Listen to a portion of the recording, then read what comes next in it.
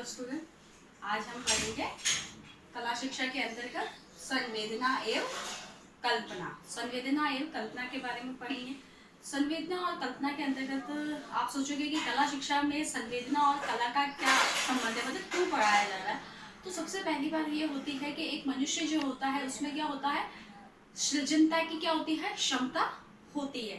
ठीक है। अब व्यक्ति द्वारा किसी भी घटना को या वस्तु को देखकर जब उसके अंदर क्या होता है, वो उन वस्तुओं से, उन घटनाओं से प्रभावित होता है, और प्रभावित होने पर एक व्यक्ति के अंदर जो भाव जन्म लेते हैं, उन भावों को ही क्या कहा जाता है, भाव का जन्म होना ही क्या है, अपने आप में एक कला होती है, ऐसा माना जाता है। इसीलिए कला के अंतर्गत क्या देखा गया है कि संवेदना, कल्पना और अवलोकन जो होता है, उसी के माध्यम से क्या है, लोग किसी भी विषय वस्तु या घटना को और किसी व्यक्ति के बारे में क्या करते हैं, जांच करते हैं, उनके बारे में सोचते हैं, देखते हैं, और उसी से व्यक्ति के अंदर क्या होता है, भाव उत्पन्न होते हैं। और व्यक्ति के अंदर भाव उत्पन्न होना भी क्या होती है, एक कला होती है। किसी चीज से प्रभावित होना भी क्या होती है, एक कला होती है। इसीलिए सबसे पहले हम देखेंगे कि संवेदना किसको कहा जाता है।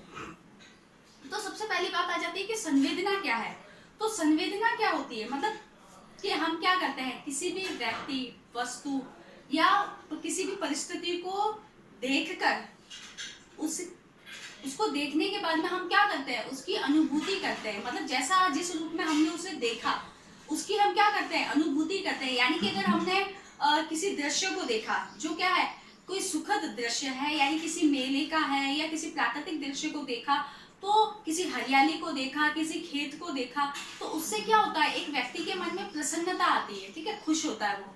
तो ये क्या संवेदना होती है, यानी कि व्यक्ति को किसी भी भाव की अनुभूति होना, और उस अनुभूति के माध्यम से उसके अंदर जो भाव जागृत होते हैं, और उसके बाद जो वो क्रिया करता है, वो सब चीजें क्या होती है, उसकी संवेदना होती है। तो संवेदना होना भी क्या है, आपस में एक कला होती है। तो संवेदना क्या है कि आप किसी भी दृश्य को, अगर खुशी के दृश्य को देखकर जब आपके हृदय में कोई खुशी वाले भाव आते हैं, तो क्या होता है कि वो क्या है, वो आपकी संवेदना है।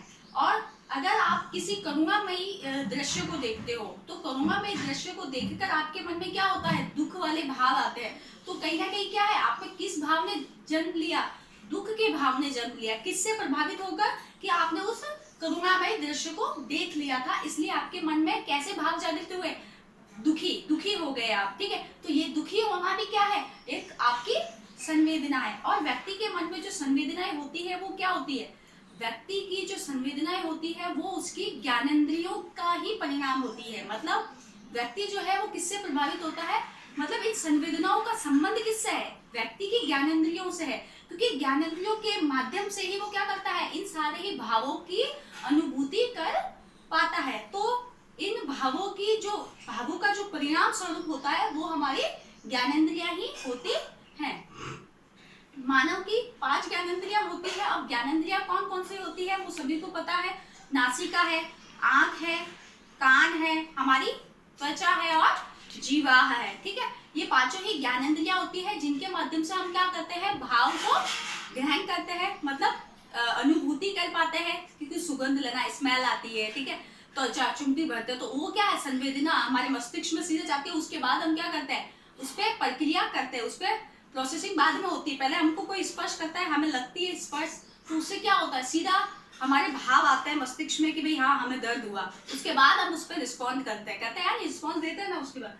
तो ये चीज क्या होती है, हमारी संवेदना होती है। ठीक है, इसीलिए संवेदना को क्या कहा जाता है, ज्ञान का द्वार। ज्ञान का द्वार भी कहा जाता है संवेदनाओं को, क्योंकि संवेदना जो है वो किससे संबंधित है, ज्ञानेंद्रियों से संबंधित है। ठीक है, संवेदना जो है वो ज्ञानेंद्रियों के माध्यम से ही क्या है, मस्तिष्क में भाव आते हैं, और उसके बाद एक व्यक्ति द्वारा क्रिया की जाती है। ठीक है, अब नेक्स्ट बात हो जाती है अपनी कल्पना की, कि कल्पना क्या है। ठीक है, अब कल्पना के माध्यम से भी क्या है, व्यक्ति के मन में भाव आ जाते हैं, और वो उस भाव के माध्यम से किसी भी घटना को कुछ भी रूप दे जाता है। तो वो भी क्या हो गया, एक कला हो गई। इसीलिए कला शिक्षा के अंतर्गत कल्पना को भी पढ़ाया जाता है। ठीक है, अब बात होती है कि कल्पना क्या है। कल्पना क्या है, एक चेतन और आश्चर्यजनक मानसिक प्रक्रिया है। तो कल्पना क्या है, एक मानसिक प्रक्रिया है। ठीक है, और वो भी कैसी मानसिक प्रक्रिया, चेतन। चेतन तो होने ही चाहिए। क्यों? क्योंकि कल्पना में आप क्या करते हो, कल्पना जगत में आप वो प्रक्रियाएं, वो सारी क्रियाएं करते हो जो नहीं है लेकिन फिर भी आप कर लेते हो, तो उसके लिए आपका चेता काम करेगा, मतलब चेतन माइंड ही होगा, तभी तो आप क्या कर सकोगे, किसी भी घटना के बारे में कुछ भी कल्पना करके उसको कुछ नया रूप दे दोगे, तो उसके लिए आपका मस्तिष्क कार्य करेगा ही करेगा। और आश्चर्यजनक इसलिए कहा गया है क्योंकि आश्चर्यजनक मानसिक क्रिया क्यों है, क्योंकि आश्चर्यजनक इसीलिए है क्योंकि आप जिस विषय वस्तु को केवल क्या कर रहे हो, सिर्फ आपने उसके बारे में थोड़ा सा पढ़ा है या उस घटना या विषय वस्तु के बारे में आप थोड़ा सा जानते हो, लेकिन आप उसे अपनी कल्पना के माध्यम से कोई अलग और कोई नया रूप ही दे देते हो, तो ये क्या है, अपने आप में एक आश्चर्यजनक बात है। इसीलिए क्या कहा जाता है कि कल्पना जो होती है वो क्या है, एक चेतन व आश्चर्यजनक मानसिक प्रक्रिया है। साथ ही साथ में क्या है कि यह विचारों की उपज होती है, मतलब यह क्या है, केवल हमारे इस कल्पना जो होती है वो केवल कल्पना मात्र होती है, ये हमारे विचारों की उपज होती है, मतलब वास्तविकता इसमें कम होती है। इसमें क्या है, हम हमारे विचारों के माध्यम से उसमें भावों को जोड़ के उसको एक नया रूप दे देते हैं केवल, तो केवल कल्पना ये कह सकते हैं कि एक हमारे विचारों की उपज होती है, इसके अलावा उसमें सत्यता कम होती है कल्पना में, ठीक है। और साथ ही साथ में क्या कहा गया है कि जो कल्पना होती है ये विचारों की उपज होने के कारण ही क्या कहा जाता है कि ये कैसे है, अप्रत्यक्ष होती है। प्रत्यक्ष कम होती है, मतलब प्रत्यक्ष नहीं होती, प्रत्यक्ष तो क्या है जो हमें दिखाई देता है, लेकिन जब हम काल्पनिक जगत की बात कर रहे हैं तो कल्पनाएं क्या होती है, वो दिखाई नहीं देती है, इसलिए काल्पनिक विचार हमारे जो होते हैं वो सब क्या होता है, अप्रत्यक्ष होते हैं, इसीलिए कल्पना का रूप कैसा होता है, अप्रत्यक्ष होता है, ठीक है। रायबर्न के अनुसार भी कल्पना को क्या माना गया है, क्या डेफिनेशन है वो देखते हैं। तो रायबर्न के अनुसार कल्पना वह वस्तु है जिसके द्वारा हम अपनी प्रतिभाओं को नए प्रकार से प्रयोग करते हैं, ठीक है। रायबर्न के अनुसार क्या है कि कल्पना क्या है, एक वह वस्तु है जिसमें हम क्या करते हैं, हमारी प्रतिभाओं के आधार पर क्या कर रहे हैं, नए प्रकार में उसका प्रयोग करते हैं। हम उसमें क्या है, नए अपनी प्रतिभा के आधार पर उसको नया प्रयोग करते हैं। वह हमको अपने पिछले अनुभवों को किसी ऐसी वस्तु का निर्माण करने में सहायता देते हैं जो पहले नहीं थी। मतलब क्या कह रहा है कि रायबर्न के अनुसार कल्पना क्या है, जो हमारे पिछले अनुभव रहे, ठीक है, जो हमारे पिछले अनुभव रहे उसी से हम क्या कर रहे हैं, किसी वस्तु का निर्माण करने में जो सहायक होती है। यानी कि कल्पना क्या है, आपने पहले किसी चीज को देखा था, उसके बाद में आप सोते सोते क्या ख्यालों में फिर से वहां चले जाते हो, उस विषय वस्तु के बारे में फिर से सोचना स्टार्ट कर देते हो, फिर उसके बाद तो क्या है, आपने क्या किया, उसी के आधार पर, पिछले अनुभवों के आधार पर आप क्या करते हो, दूसरी ही विषय वस्तु का निर्माण कर सकते हो, उन सब चीजों के बारे में दोबारा सोच सकते हो। तो ये सब क्या हुआ, आपको नवीन ज्ञान, दूसरी चीज को निर्माण करने में वो सहायक होते हैं, ठीक है।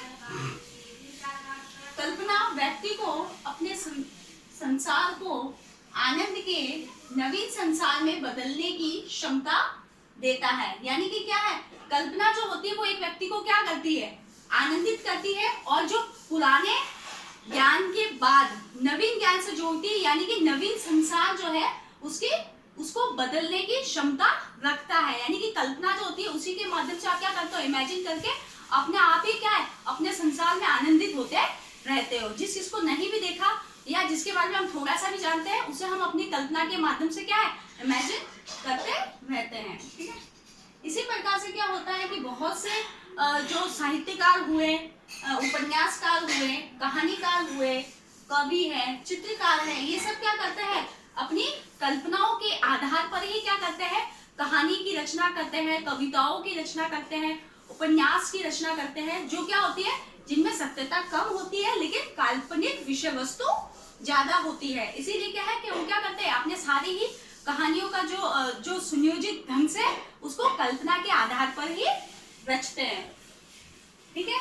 इसीलिए क्या एक लाइन कही जाती है कि क्या मतलब क्या कहा जाता है कि जहां ना पहुंचे रवि वहां पहुंचे कवि, क्योंकि ये लाइन इसीलिए कही गई क्योंकि ये क्या है, कल्पना जगत के लिए, क्योंकि कल्पनाओं में बातों को इस तरीके से खूबसूरती से समेट कर और उसको कहानी का रूप देना, साहित्य का रूप देना, ये कौन कर पाता है, एक कवि कर पाता है। इसीलिए ये लाइन हमेशा कवि के लिए कही गई है, कल्पनाओं जगत के लिए कही गई है कि जहां पर कोई नहीं पाता वहां पर कौन पहुंच जाता है, कवि पहुंच जाता है। इसीलिए कहा जाता है कि जहां ना पहुंचे रवि वहां पहुंचे कवि। ठीक है, कवि अपने कल्पना लोक में विचरण करते हुए नवीन कविताओं का निर्माण करते हैं। इसी प्रकार से कवि क्या होते हैं, अपनी कल्पना जगत में घूमते हुए, यानी कि अपनी कल्पना जगत में विचरण करते हुए क्या करते हैं, नई नई कविताओं का क्या करते हैं, निर्माण करते हैं। तो इसी प्रकार से जो कल्पनाएं होती है उसमें सत्यता थोड़ी कम होती है